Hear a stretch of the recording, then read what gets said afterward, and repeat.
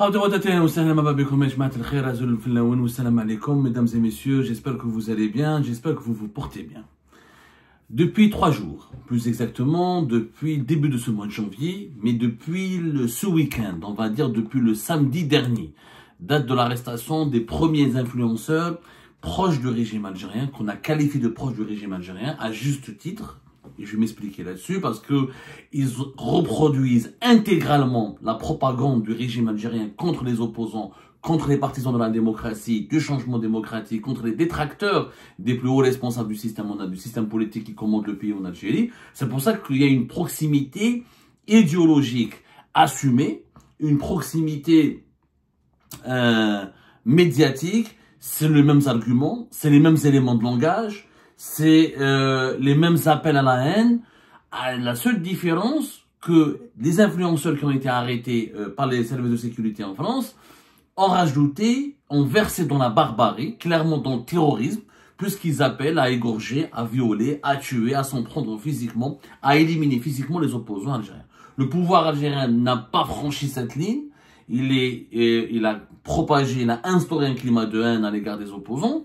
Il les diabolise, il les persécute, il les condamne à mort, il les condamne à de longues peines de prison ferme, il lance des mandats d'arrêt internationaux, mais il n'appelle pas à les tuer.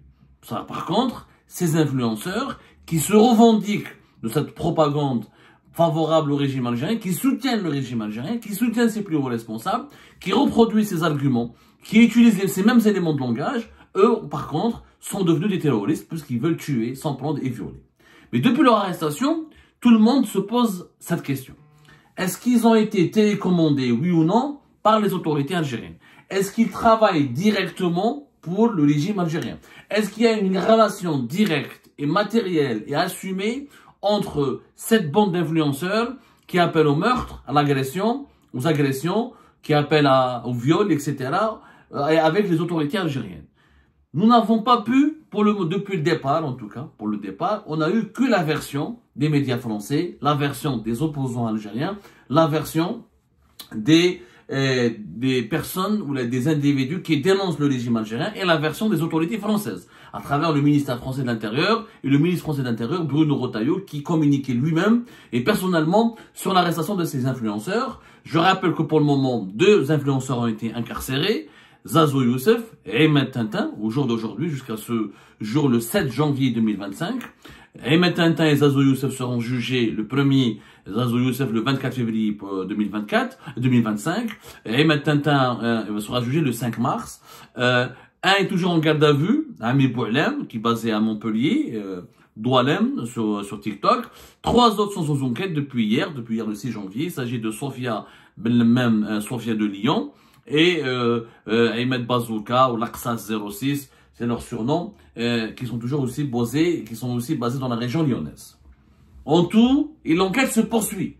Pour le moment, nous avons 6 influenceurs. Mais selon nos informations, il y a une enquête qui a été diligentée par les services de sécurité en France sur une douzaine d'activistes, qui sont peut-être pas des influenceurs, qui ne disposent pas d'une grande communauté sur les réseaux sociaux, mais qui activent aussi sur le terrain pour tisser des liens, pour lancer des actions ou adopter des démarches qui sont favorables au régime algérien. Et ces actions portent sur des actions de violence, sur des actes de violence, sur la propagation d'appels à la haine contre les opposants algériens. Donc, on a voulu savoir la réaction, on a voulu recueillir les impressions des autorités algériennes. Les autorités algériennes sont clairement accusées dans cette affaire. On parle de influenceurs proches du régime algérien, on parle d'influenceurs qui défendent les autorités actuelles, qui reproduisent leur langage, encore une fois, qui reproduisent leurs arguments, et qui adhèrent à leur ligne politique, et qui cautionnent leurs pratiques politiques, et qui se disent eux-mêmes, ces influenceurs, eux-mêmes partisans de l'idéologie dominante en Algérie, ou là, des défenseurs. Ils se disent même prêts à prendre les armes pour défendre le régime algérien. Est-ce que le régime algérien a utilisé ces influenceurs? Nous avons posé la question à une source autorisée. Qu'est-ce que ça veut dire une source autorisée? Une source autorisée, c'est une source qui ne dévoile pas son nom, mais qui n'occupe pas une fonction officielle au sein de l'État algérien, mais qui a été chargée par les autorités algériennes de nous parler, de nous délivrer une réponse à nos questions. Là, nous avons posé des questions à plusieurs officines liées au régime algérien, que ce soit des diplomates au niveau du ministère des Affaires étrangères, que ce soit au niveau du ministère de l'Intérieur en Algérie, ou là les services de sécurité, clairement les services secrets algériens. Comme nous avons essayé d'interroger aussi des personnes qui travaillent au sein de l'ambassade d'Algérie à Paris. Personne n'a été autorisé à nous répondre de façon officielle, à nous répondre ouvertement, en dévoilant son nom.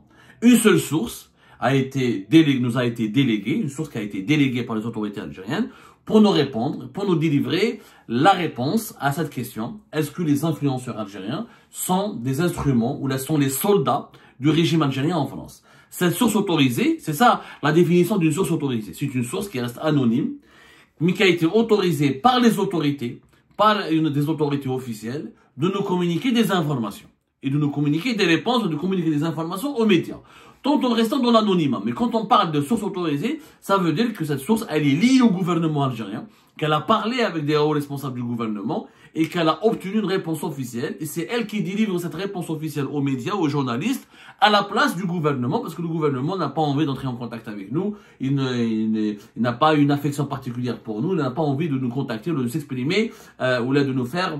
ou là de s'entretenir avec nous. Voilà globalement ce que c'est qu'une source autorisée. Cette source autorisée, elle nous a dit quoi? Elle nous a dit que le gouvernement algérien certifie qu'il n'a aucun lien avec les influenceurs. Il n'y a pas de lien matériel, il n'y a pas de lien financier, il n'y a pas de lien physique. C'est-à-dire que le gouvernement algérien, le régime algérien, plus exactement, refuse tout amalgame, il refuse ou la dément tout lien avec ces influenceurs. Pour lui, à entendre pour cette source autorisée, selon cette source autorisée, pour le régime algérien, ces personnes, ce sont des voyous, des délinquants. Il reconnaît que ce sont des délinquants et des voyous qui agissent qui ont des comportements totalement autonomes et qui agissent selon leur état d'esprit et qui sont clairement des individus complètement isolés. Personne ne leur a donné l'ordre, ou là ne les a donné des instructions, ou là ne les a téléguidés depuis le gouvernement algérien.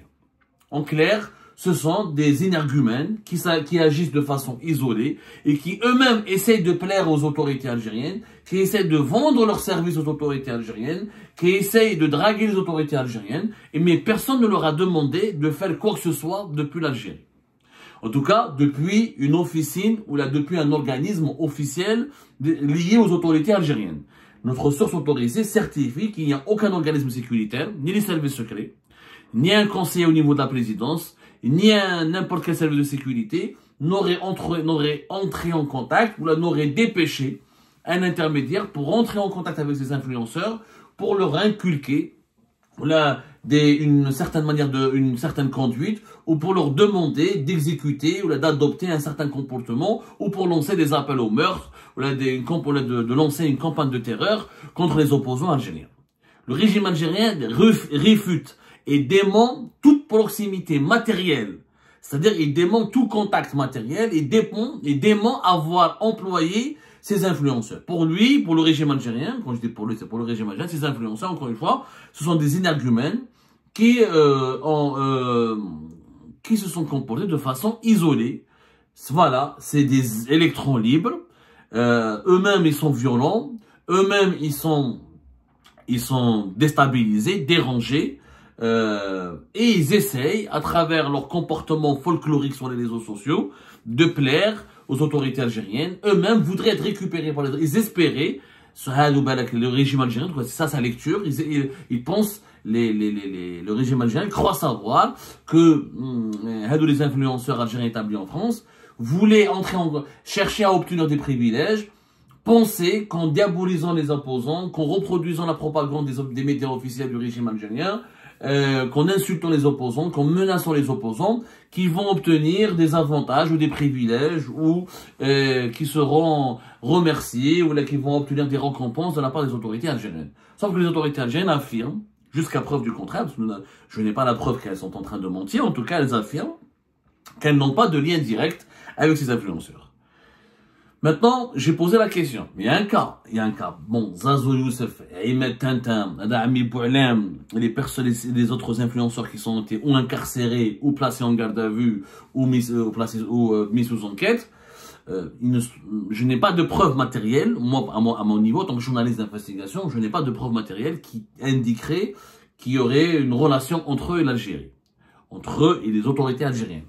Par contre, Sofia, la fameuse Sofia de Lyon, moi j'ai posé la question clairement à cette source autorisée, Sofia Bellemen, quand même, elle a des contacts avec les autorités algériennes. En 2022, elle est revenue en Algérie, alors qu'elle était interdite elle a été recherchée par les autorités algériennes parce qu'elle faisait partie des activistes du Hirak. Elle manifestait en 2019 et en 2021 en face du consulat d'Algérie à Lyon. Elle s'est disputée avec les agents consulaires. Elle était blacklistée par les autorités algériennes. Elle était même recherchée parce qu'elle était considérée comme un élément subversif. Ensuite, elle change de discours. Elle se convertit, entre guillemets, et elle devient du jour au lendemain l'une des activistes les plus fidèles, les plus loyales à l'égard du régime algérien, et elle s'est illustrée par son engagement total et aveugle en faveur de la cause et de l'idéologie et de la propagande du régime algérien. Et Sofia Bellemen, comme je l'ai dit à ma source, elle est entrée en Algérie. Elle a été réhabilitée par des services secrets algériens, notamment par les services de renseignement extérieur, ou dans le cadre de la politique al-Mshem, c'est-à-dire cette politique de renforcement de l'unité nationale. C'est un processus qui a été lancé en 2022 en 2023, qui a permis à certains anciens opposants algériens, ou à certains membres du MAC et du mouvement Lached, ou à certains dissidents algériens, de se faire pardonner par le régime, à condition qu'ils s'engagent à renoncer à toute l'activité d'opposition ou à toute activité jugée subversive par le régime algérien contre les intérêts du régime algérien lui-même. Ils ont pu entrer en Algérie, les mandats d'arrêt qui ont été lancés contre eux ont été levés, et les peines de prison ferme qui ont été lancées à leur encontre ont été effacées, et ils ont été réhabilités. Parmi ces personnes réhabilitées, il y avait des gens connus comme Yahyem Rioba, qui était l'ancien porte-parole du mouvement Rached. Il y avait certains cadres ou certains anciens éléments militants du MAC. Mais il y avait cette Sofia Bellemen, qui, depuis 2020, dès qu'elle a été réhabilitée par les autorités algériennes, réhabilitée juridiquement et politiquement, elle a fait des plateaux de télévision en Algérie. Ensuite, elle est devenue une activiste attitrée et proche du régime algérien. Elle entrait dans les vestiaires de l'équipe nationale, elle était en contact avec l'entraîneur de l'équipe nationale, elle avait des contacts avec la Fédération algérienne de football, elle organisait des rassemblements en France, à Lyon, à Paris, elle partait jusqu'à Zurich pour, comme je l'ai dit hier, pour organiser des rassemblements devant la Fédération algérienne internationale de football, et elle propageait sur les réseaux sociaux des appels, des propos extrêmement haineux, extrêmement méprisants, et elle violait la vie privée, elle s'en prenait aux opposants algériens et elle s'en prenait avec beaucoup de véhémence et beaucoup d'agressivité aux opposants algériens, alors qu'elle était une ancienne opposante.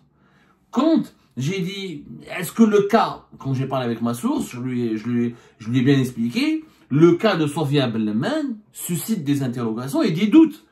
Et il est légitime de dire que ces influenceurs sont instrumentalisés par le régime algérien. Parce que Sofia Bellemen, beaucoup de sources et beaucoup d'indices témoignent qu'elle a été employée, elle a développé une certaine proximité, plus que médiatique, plus qu'idéologique. Elle s'affichait avec les autorités algériennes, clairement. Ma source a démenti aussi, et elle a expliqué, elle a affirmé que Sofia Bellemen, effectivement, elle a été réhabilitée par les autorités algériennes. C'est-à-dire elle a été sa situation juridique, elle a été assainie par les autorités algériennes. Elle ne fait plus l'objet d'un mandat d'arrêt. Elle n'est plus recherchée par les autorités algériennes. Elle n'est plus inquiétée sur le plan juridique. Mais les comportements qu'elle a adoptés plus tard, les postures qu'elle a adoptées plus tard, son activisme ou son engagement en faveur du régime algérien, en faveur de Tebboune, ou en faveur, quand elle tentait d'organiser, je rappelle qu'en 2023 et en 2022, Sofia Bellemen et un certain nombre d'activistes favorables ou approches du régime algérien, la pro-régime algérien, ont voulu organiser des rassemblements à Paris. Ils ont arboré les portraits des activistes algériens, des opposants algériens. Ils les ont dénoncés. Ils nous ont associés au Maroc, au Makhzen, au Mossad, à Israël, avec des appels à la haine, avec des appels à des agressions. Ma source a dit que toujours, elle s'est maintenue à cette réaction, à cette réponse. Non. Ce sont des comportements individuels, isolés, qui n'émanent uniquement de la volonté de ces individus. Cet individu n'a aucun lien organique avec le régime, aucun service de sécurité, aucune autorité politique ni autorité sécuritaire n'a donné des instructions ou n'a demandé ou n'a manipulé ou n'a demandé à ses influenceurs ou à ses partisans du régime algérien en France d'adopter des comportements ou de lancer des actions agressives ou de semer le désordre ou le chaos en France. Donc, le régime algérien, à travers cette source autorisée, affirme clairement qu'il n'y est pour rien dans l'histoire des influenceurs. Ces influenceurs seraient des personnalités psychologiquement dérangées, instables, des individus violents, des délinquants, lâchés dans la nature, et certes dangereux pour l'ordre public, mais ils n'ont aucune filiation politique avec le régime algérien. Ce sont des internautes et des influenceurs et des personnalités, et des personnes mal élevées quelque part et dérangées, instables, psychologiquement instables. Voilà la version du régime algérien.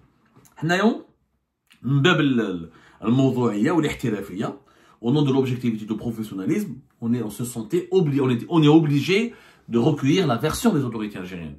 On aurait aimé avoir une déclaration officielle du ministre des Affaires étrangères, du ministre des Affaires étrangères, du porte-parole du gouvernement, de la présidence, du Premier ministère, du ministère de la Défense nationale. Mais on ne peut pas, malheureusement, le régime algérien ne veut pas nous parler. Mais il y a une source autorisée qui a été autorisée, une source c'est une source qui a été autorisée par les autorités algériennes à nous parler, à nous délivrer cette réponse. Les autorités algériennes nient, encore une fois, toute relation directe ou toute collaboration ou toute coopération directe avec ces influenceurs ou avec ces délinquants qui appellent au crime et qui appellent au terrorisme et qui font de l'apologie du terrorisme en France. Ils ne sont pas instrumentalisés. Le régime algérien refuse ou la refute toute implication dans ces actes de violence et ces manœuvres de déstabilisation de la France, parce que quand des personnes appellent à des violences, quand il y a eu autant d'appels à la violence et quand il y a eu des menaces de mort propagées massivement sur les réseaux sociaux dans des vidéos qui sont vues par des millions de vues, c'est quand même un acte de déstabilisation parce qu'une atteinte caractérisée à l'ordre public. Maintenant, est-ce que cette source autorisée nous a menti? On n'a pas les moyens de le vérifier. Les seuls qui ont les moyens de le vérifier, ce sont les autorités françaises. Ce sont les enquêteurs de la police judiciaire française. Les perquisitions ont été menées, les outils informatiques et les smartphones de ces influenceurs et de ces influenceurs favorables et pro-régime algérien et proches du régime algérien ont été saisis. Maintenant, l'enquête, la France, les autorités françaises, je le sais pertinemment, ont tous les moyens nécessaires, ont tous les outils nécessaires pour remonter, pour vérifier les connexions de ces influenceurs. Et pour identifier ces connexions et pour les situer géographiquement et politiquement. Si au cours de l'enquête, si au cours de ces enquêtes, les autorités françaises découvrent qu'il y a un lien matériel avéré avec une partie liée au régime algérien, là, le régime algérien risque naturellement non seulement d'être mis en examen, d'être cloué au pilori, mais il s'expose juridiquement et pénalement et moralement à des condamnations et à des poursuites. Maintenant, les enquêtes se poursuivent, les procès n'ont pas encore eu lieu, on parle pour le moment de détention provisoire, de garde à vue, d'investigations qui sont en cours. Moi, j'appelle au calme et je dis, laissons la police judiciaire française faire son travail. Sont vraiment des gens professionnels. Je l'ai vu à travers mon histoire quand j'ai été agressé et quand on a essayé de m'assassiner le 15 août 2023. J'ai vu qu'ils ont des moyens extrêmement sophistiqués. Ils sont très objectifs, très professionnels. Ils travaillent sur les faits, rien que les faits. On verra, quand les faits vont parler, là on verra si cette source autorisée nous a menti ou pas. En tout cas, notre devoir à nous est de rapporter la version des autorités algériennes, parce qu'on n'est pas clanique, on est censé rester objectif, on est journaliste. Notre métier est de faire parler tout le monde, de donner la parole à tout le monde, pour que notre opinion publique nationale et pour que l'opinion publique internationale, notamment l'opinion publique française, les Français sont naturellement très inquiets. Ils voient l'émergence d'un coup, dès que la crise entre l'Algérie et la France a pris une dimension alarmante, ils assistent à l'émergence de menaces de mort, d'appels à la haine, d'appels à commettre des émeutes, à des actes de délinquance sur le sol français, il est tout à fait légitime de la part des Françaises et des Français de s'en inquiéter, d'être alarmé et d'être profondément préoccupé. C'est tout à fait légitime. Il est aussi tout à fait légitime de la part des autorités algériennes de se défendre et de nier toute responsabilité dans ces actes de déstabilisation.